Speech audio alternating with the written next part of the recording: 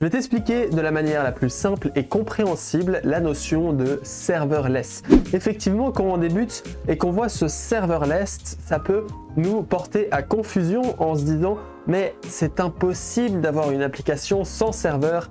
Et tu as raison, ce terme est très mal utilisé et très mal compris et j'avais envie de faire cette vidéo pour te faire comprendre une bonne fois pour toutes qu'est-ce que c'est les serverless. On va tout de suite débuter. Imagine que tu es un cuisinier. En tant que cuisinier, tu as des recettes et pour réaliser ces recettes qui vont être catégorisées comme des endpoint API REST, tu vas devoir avoir ton espace à toi, c'est-à-dire avoir une cuisine qui t'appartient. Mais tu vas devoir aussi avoir ton équipement, ton couteau, ta casserole, ta cuillère, etc. Et tout ça, tu vas devoir le gérer. Tu vas devoir acheter un espace, acheter un équipement. Et ça, c'est ce qu'on va mettre dans les termes informatiques. Ton espace, c'est ce qui est égal au serveur. Et ton équipement, c'est égal à l'infrastructure, c'est-à-dire où est-ce que tu gères ton serveur, etc. Donc, en mode serveur, tu as besoin d'avoir un serveur, tu as besoin d'avoir une infrastructure afin de pouvoir réaliser tes recettes. Si je te montre la même explication en mode serverless, cette fois, tu vas que gérer ta commande, ta demande. Donc, toi, tu vas avoir ta recette et tu vas envoyer ta recette à une cuisine magique qui va venir, qui va pop, qui va prendre ta recette, qui va l'exécuter. C'est-à-dire, tu ne sais pas comment, tu ne sais pas quelle cuisine elle utilise, tu ne sais pas quelle infrastructure elle utilise, quel couteau elle utilise. Tout ce que tu sais, c'est que toi, tu as ta recette, tu la donnes dans cette cuisine magique, elle s'occupe de tout, puis derrière, elle te retourne le résultat de cette recette qui sera égal à ta demande. Donc, ça, c'est vraiment la différence, c'est que là, tu ne gères plus du tout ton serveur, tu ne gères plus du tout ton infrastructure, tout est fait de manière caché, tout est fait de manière différente. Et ce qu'il faut noter, c'est que cette cuisine magique, elle va pouvoir gérer plusieurs choses. Parce que si tu as 3 recettes à faire, il y en aura une cuisine magique qui va faire ta première. Pendant l'instant, la deuxième cuisine magique, elle va faire ta deuxième. Enfin, cette cuisine magique, elle peut se démultiplier autant de fois que tu veux. Concrètement, si je l'explique avec des schémas un peu plus clairs, avec un serveur Node.js standard, tu vas avoir un serveur principal qui existe quelque part sur la planète et quand tes utilisateurs ils vont faire des requests, ton serveur il va exécuter ces requests une par une. Par exemple, lui il veut un user, lui il veut un article, lui il veut une liste de films.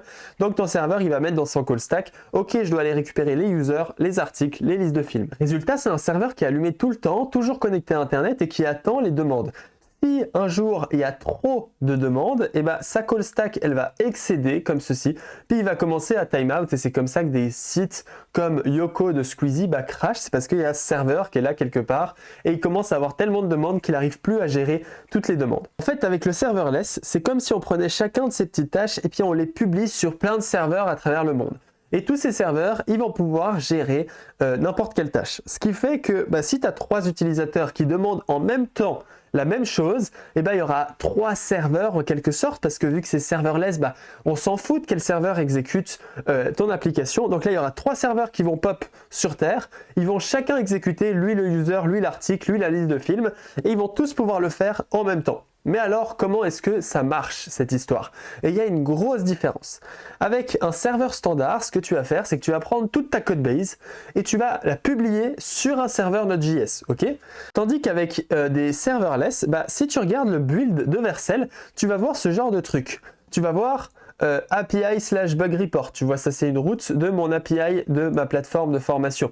Tu vas avoir API/coupon/coupon ID. Et en fait, pour chacune de tes routes, ce que un serverless va vouloir, c'est que tu génères un fichier JS. Donc là, pour chacune de mes routes, je génère un fichier JS qui va que savoir gérer cette route de manière fonctionnelle. Ensuite, on va donner tous ces fichiers JS. Donc là, tu vois, il y en aura plein pour chacun de tes endpoints. Ce sera des fichiers JS comme user.ts. On va les donner à tous les serveurs de manière avec un CDN, c'est-à-dire le serveur, il pourra dire « Ah ok, moi j'ai besoin du fichier /API/coupon/coupon ID ». Il récupère le fichier. Voilà ce qui va se passer.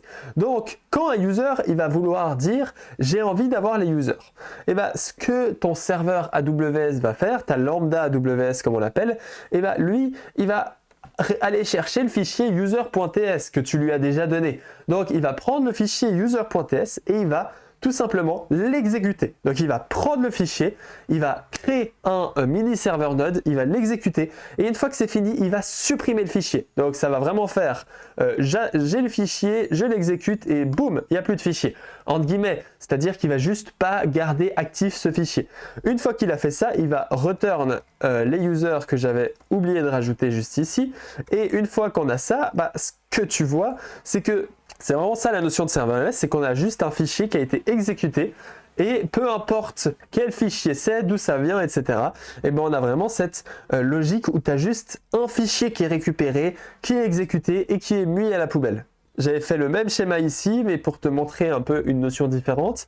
Tu as ton user, il récupère le fichier, donc ton serveur, il va télécharger le fichier JS, il va l'exécuter, puis il va le mettre à la poubelle. Ce qui se passe avec un serveur normal, un serveur Node.js, c'est qu'il a toute ta codebase Node.js, c'est-à-dire beaucoup de fichiers, il va l'exécuter constamment et quand tu lui demandes un truc, il va venir chercher dans sa codebase et effectuer les différentes actions que tu lui as demandé. Quelles sont les grosses différences avec ces deux philosophies? C'est qu'avec un serveur Node.js, tu as un serveur qui est toujours allumé, il est toujours actif. Ce qui fait que quand tu reçois une request avec un serveur standard, tu vas avoir un handler, ça c'est ta fonction, par exemple /API /coupon ID, c'est un handler et cet handler il va avoir comme travail de récupérer les users. Et l'avantage d'un serveur qu'on appelle stateful comme ça, c'est que lui il va pouvoir effectuer des actions après la réponse. Donc tu vas faire la request je veux les users, il récupère les users dans la DB, il te retourne les users et derrière il va peut-être envoyer un mail à l'admin pour dire Melvin a récupéré les utilisateurs, puis ensuite il va faire une autre action. Avec les serverless functions c'est totalement différent, c'est stateless, donc à partir du moment où la réponse a été retournée, tout s'arrête, ce qui a comme conséquence que toutes les actions doivent être faites dans les handlers. Donc là, dans le handler, on va récupérer le user, on va notifier l'admin, on va incrémenter x, y valeur, puis on va retourner. Donc ça, c'est une grosse différence de paradigme, mais c'est que tu ne peux pas faire des actions après avoir répondu. C'est vraiment important de comprendre ça parce que vu que le fichier JS, il est téléchargé, comme on l'a vu ici, ton fichier JS, il est téléchargé, il est exécuté, puis il est supprimé, ça coupe le thread, ça coupe tout. Dès que ça répond, le fichier n'existe plus. Et ça, c'est une grosse différence avec les serverless un peu vis-à-vis de la philosophie. Voilà un peu pour toutes ces explications. C'est très difficile de te montrer concrètement à quoi ça ressemble, c'est-à-dire dans les cas parce que tu le vois pas forcément, mais en clair, quand tu vois ce genre de build qu'on voit juste ici, tu sais que c'est du serverless parce que ça va générer plein de petits fichiers tout petits pour être exécutés ensuite sur des serveurs. Et là, du coup, tu te demandes quels sont les avantages et les inconvénients de ces différentes solutions. L'avantage du serverless, c'est les coûts. Tu vas payer uniquement ce que tu fais, c'est-à-dire que ton serveur, si tu n'as aucune request, il sera toujours éteint. Dès qu'il y a une request qui arrive, chip, il s'allume, il exécute, puis ensuite il s'éteint. Donc, tu payes beaucoup moins.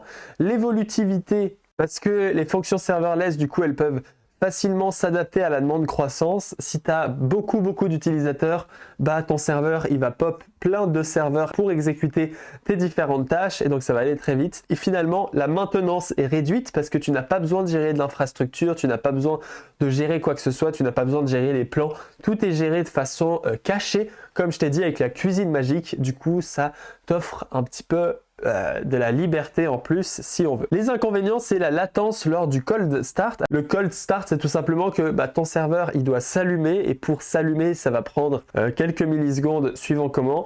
Donc normalement ça va, mais ça rajoute une petite latence. Je tiens à préciser que c'est pas forcément un serveur qui va s'allumer, mais je parle plutôt d'un container Docker qui va lancer une petite machine virtuelle, enfin un container qui va exécuter ton code et après ce container il va être supprimé parce que le but c'est que tu n'aies aucun résidu d'autres utilisateurs et qu'après tout soit clean et recréé à nouveau pour chaque request. Limitation du temps d'exécution, ça c'est un gros problème, c'est que vu que ton serveur il s'allume, il n'a pas envie de rester allumé pendant 1 heure, sinon ça perd tout le concept du serverless.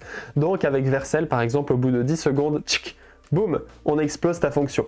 Le contrôle est réduit, c'est-à-dire tu as moins de contrôle sur ce qui se passe vu que c'est serverless, voilà, c'est le principe. Et tu peux pas faire de WebSocket ou de tâches en arrière-plan parce que les WebSockets, eh ben, ils ont besoin d'un serveur vu que c'est une connexion qui est toujours présente. Il faut un serveur et les tâches en arrière-plan, c'est ce que j'entends par les cron. Et les cron, évidemment, il faut un serveur qui à minuit, tchouk, il active quelque chose, donc ça ne va pas marcher non plus.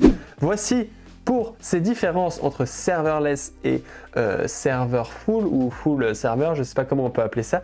J'espère que ça t'a beaucoup aidé pour comprendre tout ça. Si tu as envie d'aller plus loin, de comprendre les serveurs componentes, Next.js, etc., dans la description, tu retrouveras des cours gratuits, etc. Tu me connais maintenant, tu sais que j'aime offrir mon corps, pas que, mais t'as compris. Merci beaucoup de m'avoir suivi. N'hésite pas à commenter pour me dire si j'ai pas été trop rapide. 13 minutes pour expliquer un concept, je trouve que c'est honnête. J'essaie de garder la vidéo dynamique parce que c'est des concepts, on va dire, compliqués, mais que j'aborde sous plein de formes différentes. C'est-à-dire j'ai répété plein de fois la même information, donc j'espère que c'est assez clair. Merci beaucoup de m'avoir suivi. N'hésite pas à liker et à t'abonner à cette chaîne YouTube. C'est le meilleur moyen de me soutenir. On se retrouve bientôt. Ciao, ciao.